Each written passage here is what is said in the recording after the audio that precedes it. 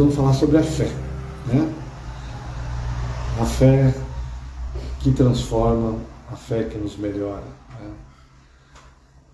Jesus, quando esteve entre nós, ele sempre falava da fé, da capacidade nossa que nós temos de ter fé, que nós devemos ter fé e que nós não temos fé, né? Ele nos chamava de a geração descrente, que ele dizia, até quando? Né? Tem uma passagem do Evangelho que um pai chega para Jesus e fala,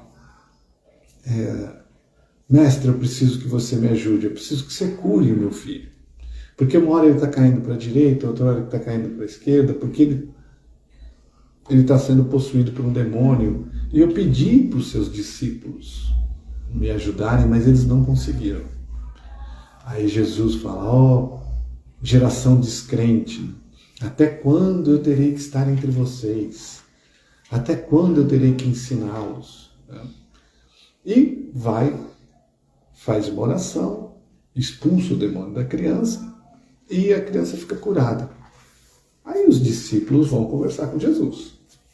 Pô, mestre, por que nós não conseguimos e o Senhor conseguiu curar a criança? Aí Jesus diz, porque vós não tiveste fé. Porque se tivesse a fé de um grão de mostarda, seriam capazes de mover uma montanha de um lado para o outro.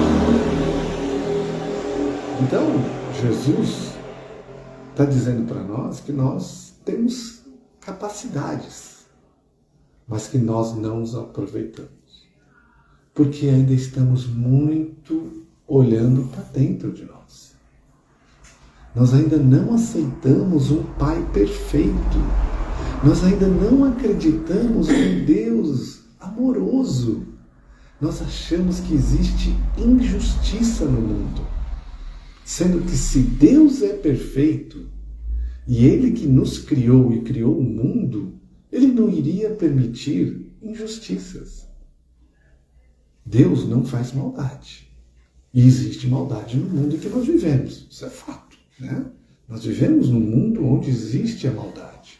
Mas essa maldade provém dos homens. E Deus permite que os homens errem para aprender. Mas faz parte tudo de um plano divino, onde Ele permite até certo ponto e depois Ele conserta. Através do arrependimento nosso, através do aprendizado que nós temos com as experiências.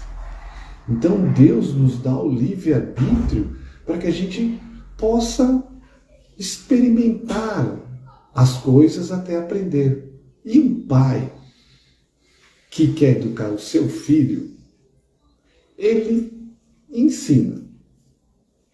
Aí a criança vai e continua fazendo errado. Aí ele vai e ensina de novo, porque é um pai amoroso. E chega um determinado momento que o filho não aprende mais. Já não entra mais as lições na cabeça do filho. Aí o pai precisa agir para que o filho saiba distinguir o que é certo e o que é errado. Vai ter uma correção através de um castigo, através de alguma outra forma que o pai encontre para ensinar que o filho, que aquela coisa que ele está fazendo não deve mais ser feita. Se nós que somos imperfeitos fazemos isso com os nossos filhos, não deixamos que eles façam o que querem, por que o nosso pai, que é perfeito, não vai fazer conosco o que é para o nosso bem? Então, se nós estamos passando por momentos difíceis, nós temos que ter a fé de que Deus é perfeito e que Ele quer o melhor para nós. E que essa situação que nós estamos vivendo é necessária. Tem uma lição para que a gente aprenda nisso. Então precisamos ter essa fé. Agora não pode ser uma fé cega. Nós temos que entender por que temos a acreditar em Deus. Nós temos que entender que Deus é perfeito. Quem foi que disse isso para a gente? Jesus. Jesus, quando esteve aqui entre nós, ele deu uma frase.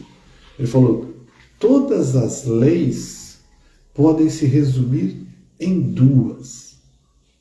Amar a Deus acima de todas as coisas, com todo o seu espírito e toda a sua força.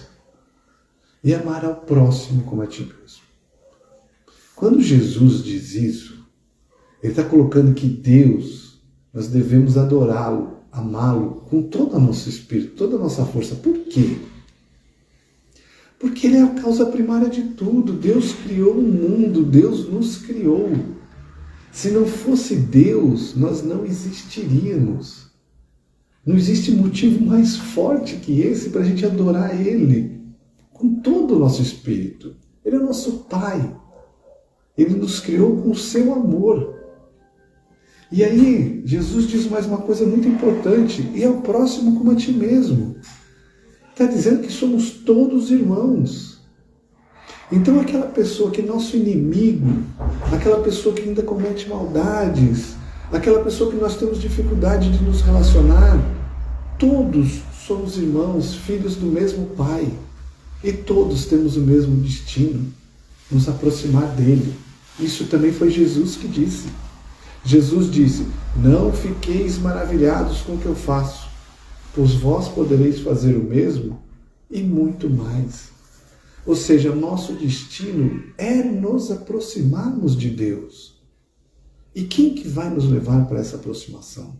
A fé. A fé num futuro melhor.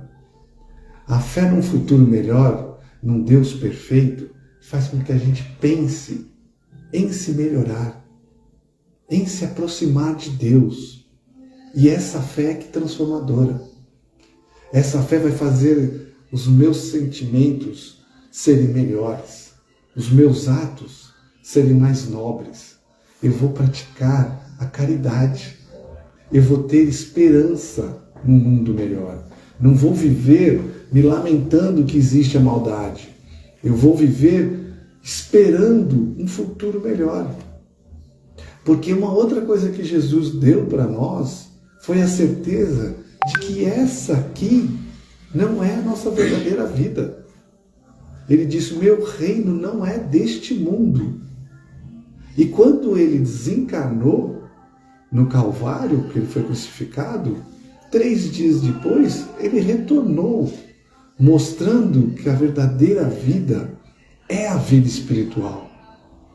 É ali que nós devemos depositar os nossos esforços. É para a vida espiritual que nós devemos viver. A gente viveu milênios, séculos, vários séculos pelo menos, através das encarnações passadas, vivendo para o mundo material. Agora Jesus nos mostrou que nós devemos viver para o mundo espiritual. Cada um está despertando para essa realidade dentro do seu tempo. Muitos já despertaram, já realizaram essa transformação. Outros estão realizando, outros ainda não despertaram. Vão realizar isso no futuro.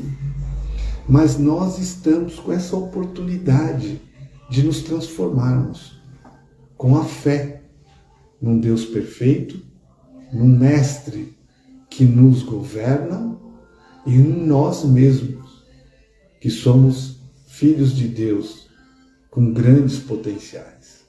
Então, se a gente seguir o Evangelho de Jesus, acreditar de uma forma coerente numa transformação, nós podemos ter um futuro melhor.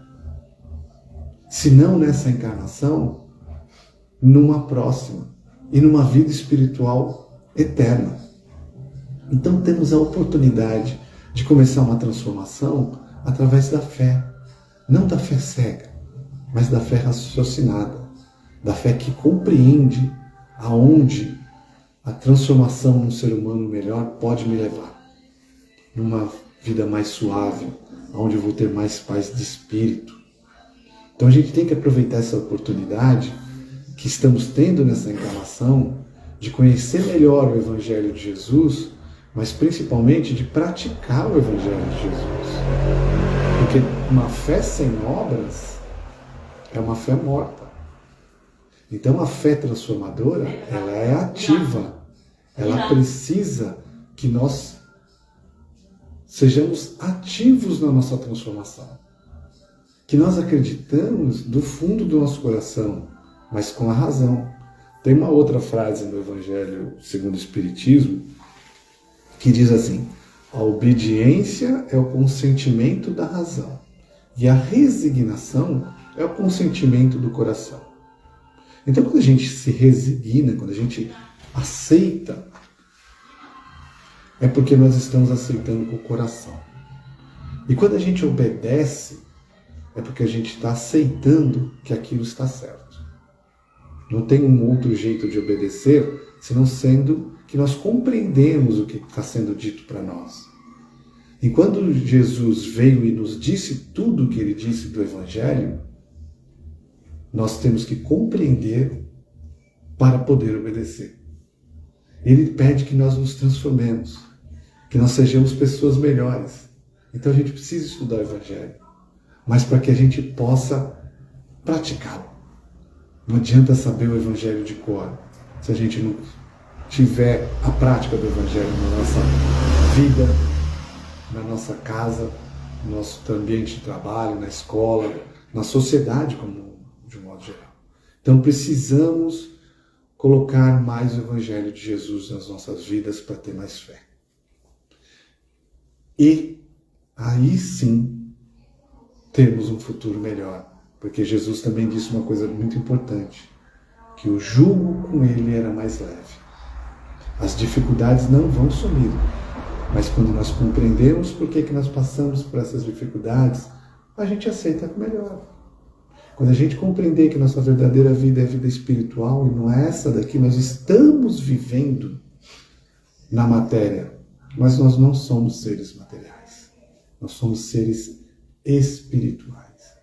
E devemos praticar o Evangelho de Jesus. Porque com fé nós podemos nos transformar.